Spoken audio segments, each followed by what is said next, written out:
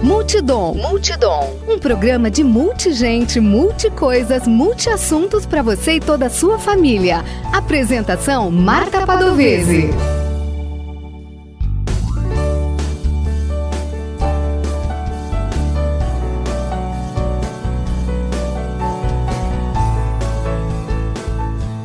Olá! Eu sou Marta Padovese e apresento o programa Multidom na Rádio Webdom.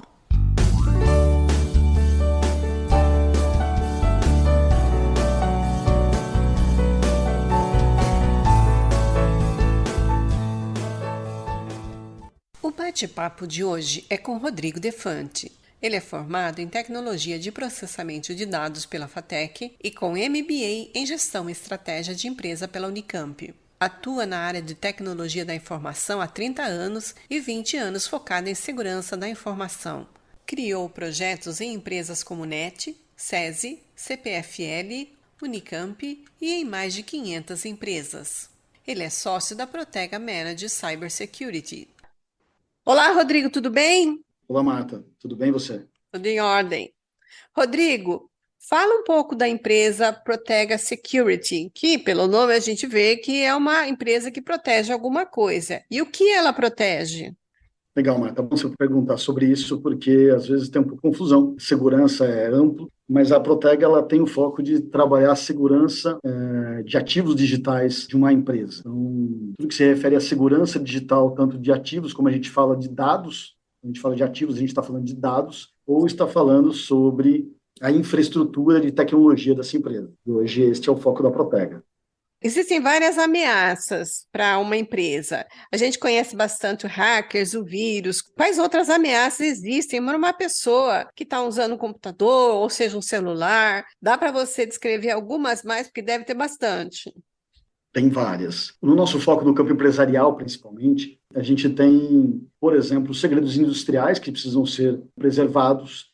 Existem ataques entre concorrentes que trabalham online. Você tem toda a parte de fraude, pode ser interna, dentro de uma própria empresa, funcionários que fraudam a própria companhia. Então, todo o campo que a gente chama aqui de pilares da segurança da informação, como confidencialidade de dados, integridade desse dado e a disponibilidade dos recursos, é fonte de trabalho na segurança da informação. E esses ataques, quando a gente fala de vírus e hackers, eles são, às vezes, metodologias que podem ser usadas para obter esse tipo de dado, né? Ou obter um dado ou prejudicar uma empresa com a disponibilidade dos recursos que ela tem. Mas a quantidade de modelos de ataque, o porquê desse ataque, são diversos no campo empresarial. O desafio é bem extenso nesse segmento. E como vocês conseguem acompanhar tudo isso? Porque os bandidos, de uma maneira geral, eles estão na frente, sempre na frente. Porque eles inventam coisas e a gente tem que ir atrás para poder impedir isso. Como é que vocês se previnem sobre ameaças que ainda não aconteceram? Vocês conseguem trabalhar sobre isso? Tem várias iniciativas, né? Então, para que uma empresa como a nossa, que traz estratégias e tecnologias normativas para grandes empresas, a gente precisa usar de vários recursos. Um deles é utilizando parceiros que possuem capilaridade mundial, para que esses parceiros tragam o que está acontecendo no mundo todo. A gente tem parcerias de mais de 20 anos com empresas, por exemplo, uma empresa japonesa, líder do mercado, que conhece muito a parte de técnicas com exploit, vírus e outras técnicas, e que tem centros de pesquisas para o mundo todo. E daí, toda essa informação, nós como parceiros, a gente recebe todos os dias essas novas informações do que está acontecendo no mundo todo. Outros parceiros que temos, eles estão focados na parte de prevenção e nessa análise de dados do que pode acontecer. Eles começam já a entregar informação e dados sobre as vulnerabilidades que existem. Então, por exemplo, a gente tem, às vezes, processos mal feitos ou tecnologias mal criadas, então existem vulnerabilidades. E essas empresas, elas ficam testando essas vulnerabilidades e nos informam que, olha, eu estou olhando aqui, um hacker pode fazer isso. Então, se eu vi aqui, que tal a gente já proteger dessa forma?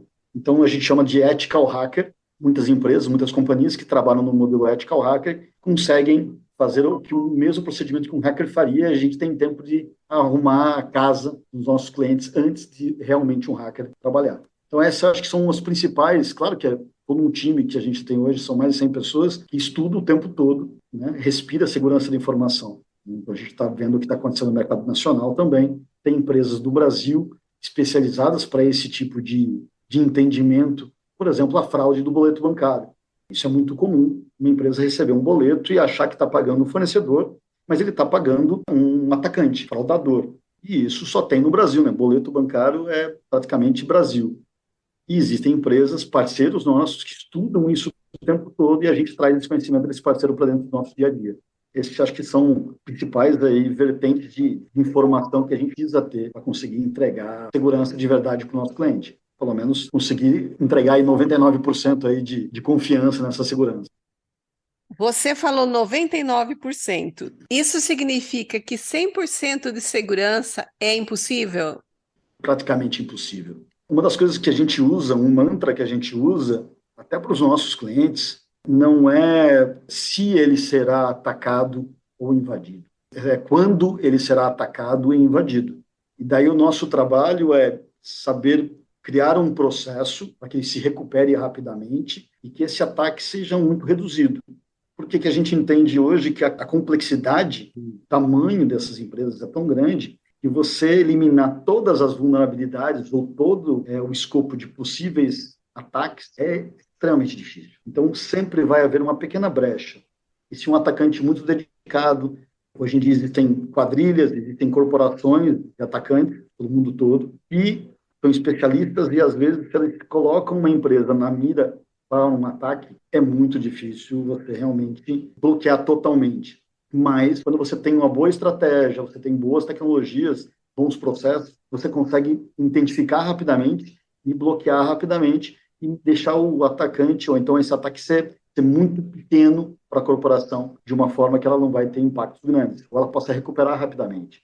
Por isso que eu falei, não é se uma empresa vai ser atacada ou não, quando ela será atacada. Quase toda empresa ou já foi ou vai ser atacada de uma forma efetiva. Não tem jeito.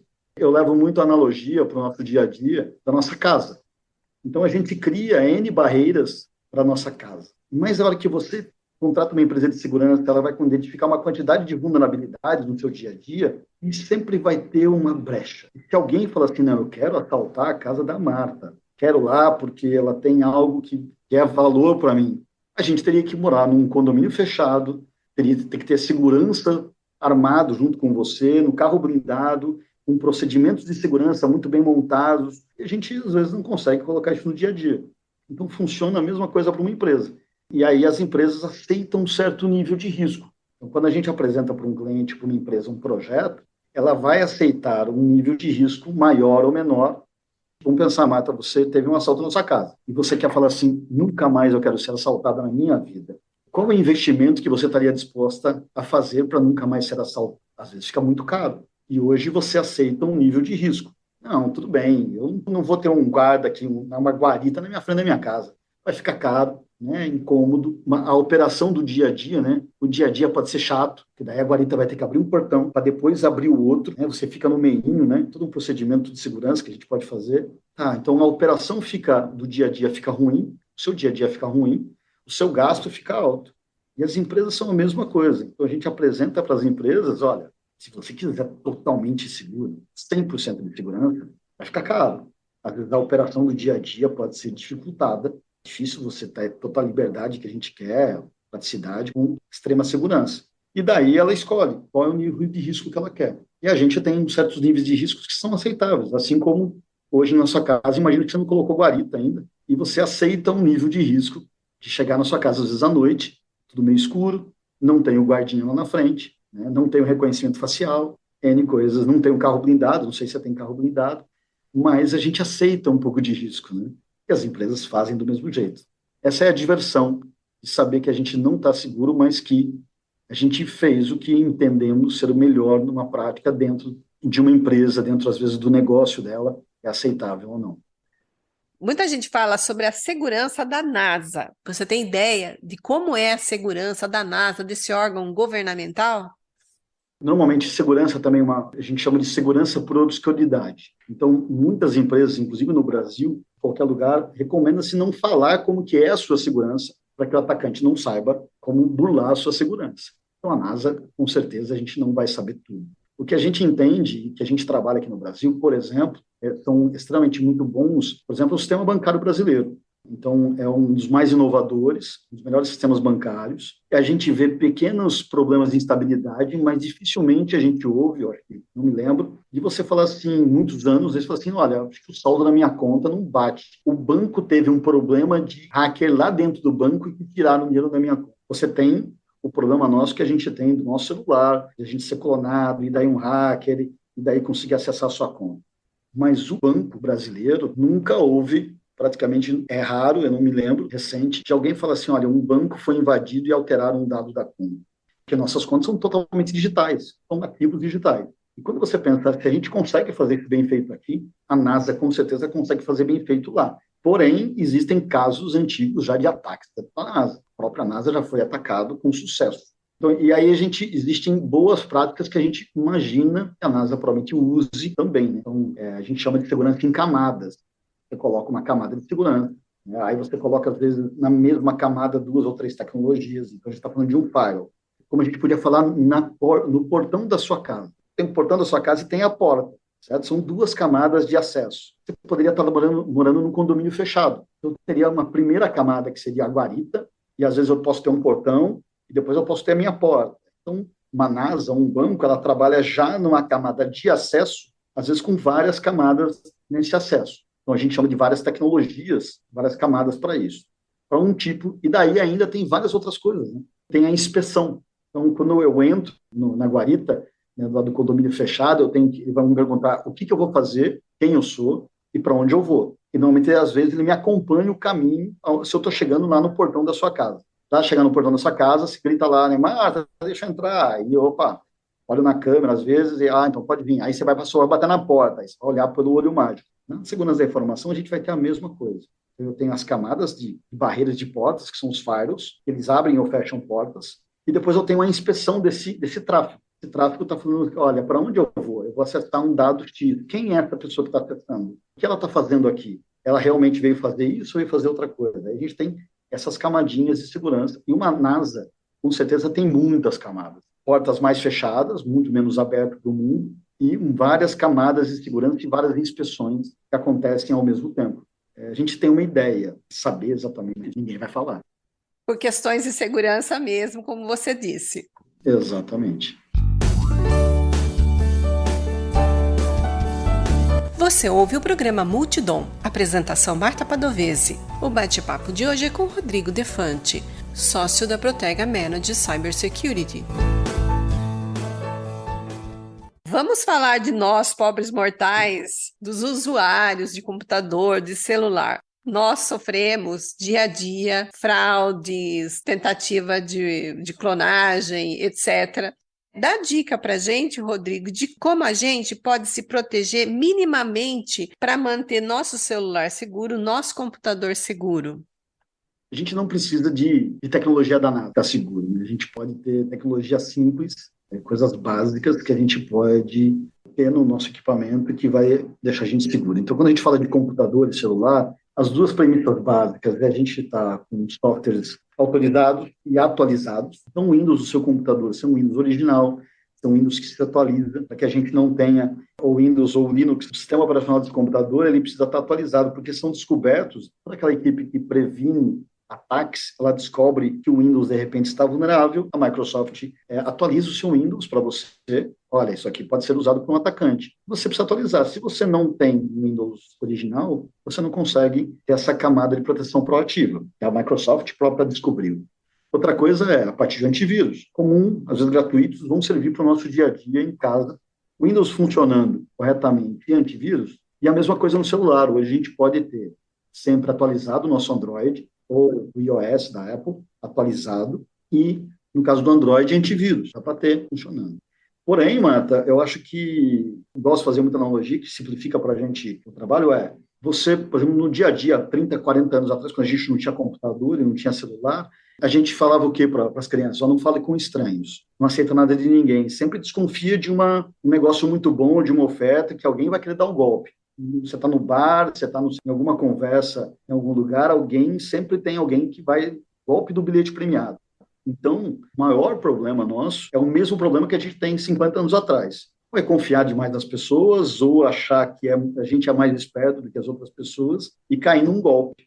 E o dinheiro mudou de lugar, né? O dinheiro na nossa mão física, não está mais aquele bilhete premiado, não é mais o dinheiro que a gente percebe, o dinheiro está dentro do nosso equipamento, está no nosso celular, está no nosso computador. Então, também mudou o modelo de ataque. A tecnologia mudou do ataque, e o dinheiro também mudou de lugar. Mas a forma como a gente é enganado, ele vai pelo mesmo motivador que a gente tinha 40, 50 anos atrás, que é ganhar dinheiro fácil, ou ser emocionalmente levado para dentro de uma situação, e daí a gente acha que alguém está sendo sequestrado, eu preciso do dinheiro, né? Então deposita, ou a gente recebe uma mensagem, eu estou achando que é da minha mãe aqui, eu preciso de dinheiro, e aí eu deposito.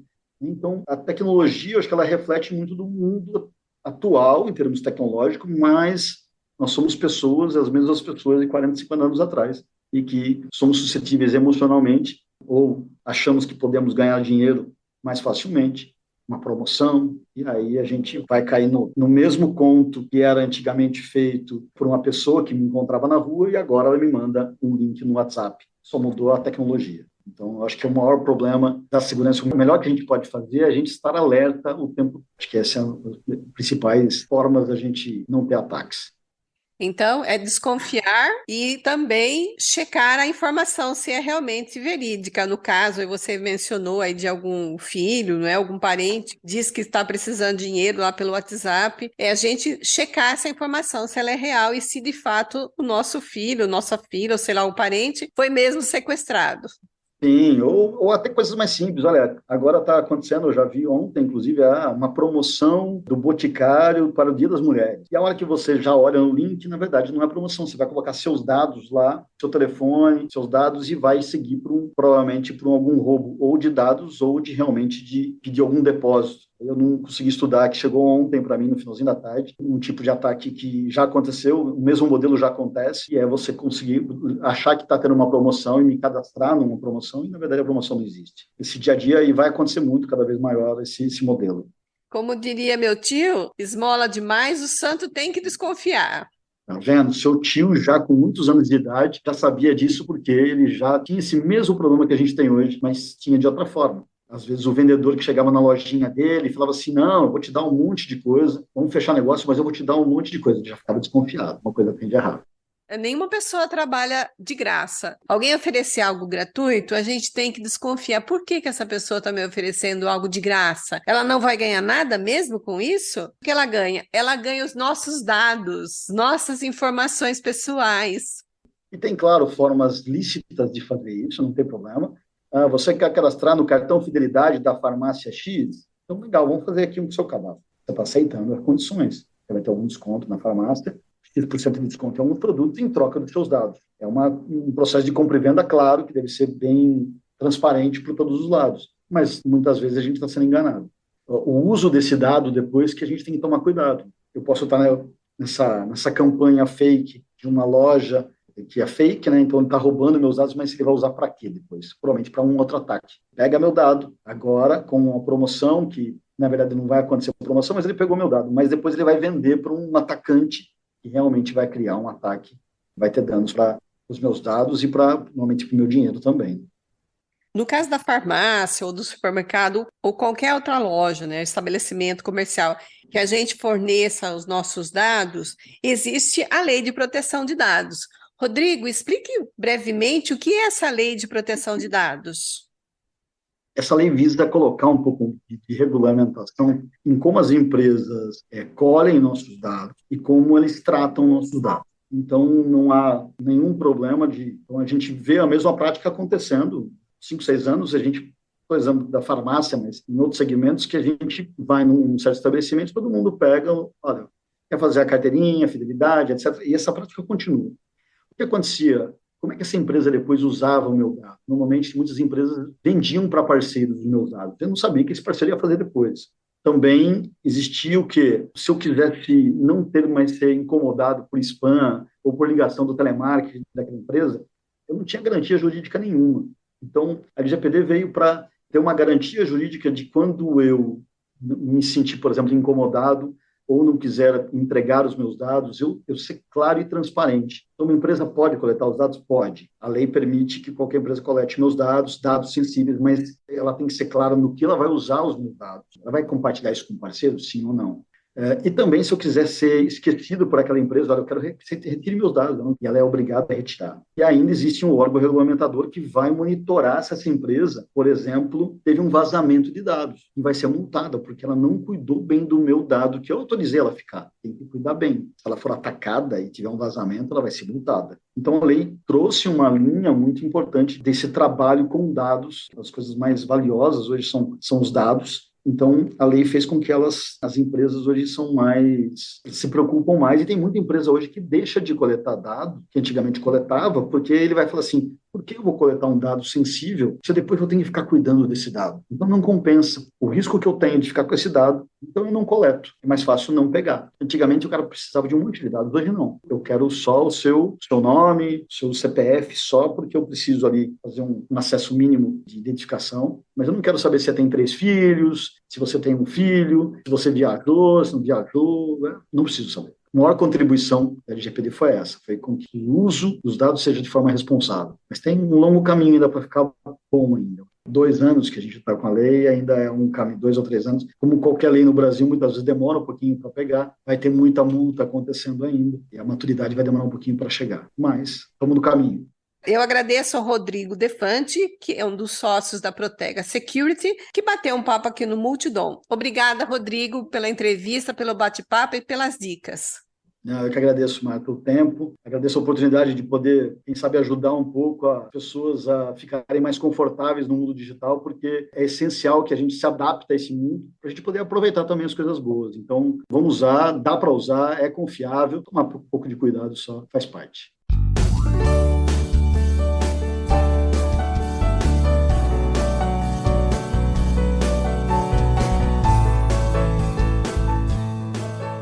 A Protega Managed Cybersecurity é uma empresa 100% nacional e tem sua matriz em São Paulo, com unidades em Campinas, Belo Horizonte, Uberlândia, Goiânia e Nova York, nos Estados Unidos, além de colaboradores em mais de 35 cidades no Brasil. Se você quiser entrar em contato com a Protega, você pode enviar e-mail para defante@protega.com.br ou ligar para 19-3239-0958. O site da empresa é www.protega.com.br.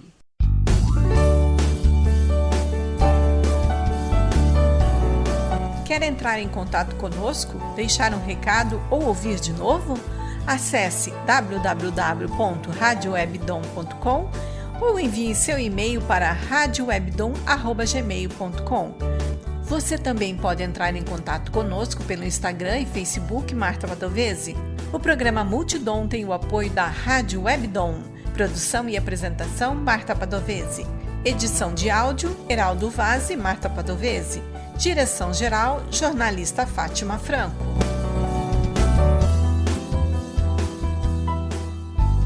Você ouviu pela Rádio Webdom o programa Multidom.